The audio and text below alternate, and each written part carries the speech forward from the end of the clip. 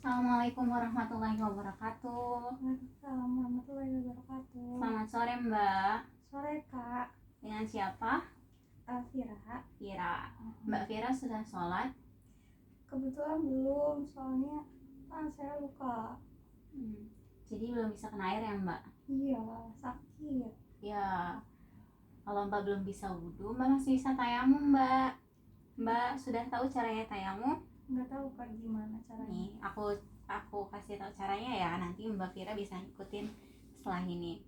Caranya adalah, kan kita harus niat dulu ya Mbak, biar niatnya itu lebih mudah. Kita tinggal niatin dalam hati, kita tayamum itu untuk menjalankan sholat zuhur hari ini.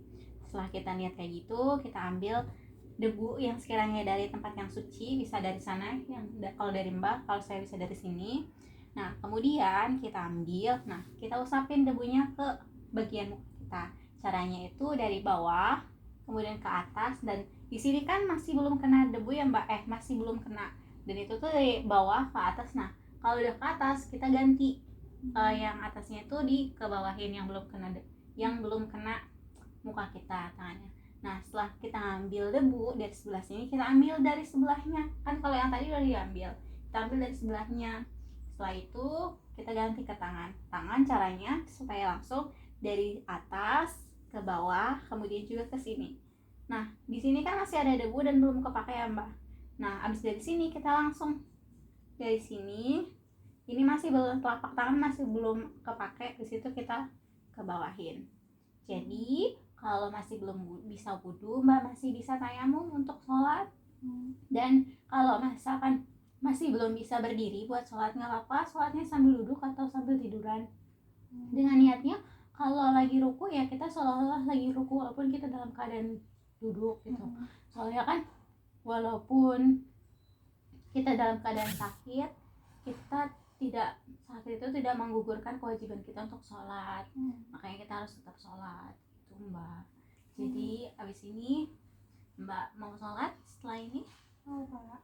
Ya, sambil sholat, setelah sholat kita minta sama Allah, semoga kita dikasih kesehatan, kita dikasih kesembuhan. Karena kan yang hakikatnya yang menyembuhkan itu Allah, bukan manusia. Kalau dokter dan obat-obat itu sebagai perantara aja. Itu ya Mbak.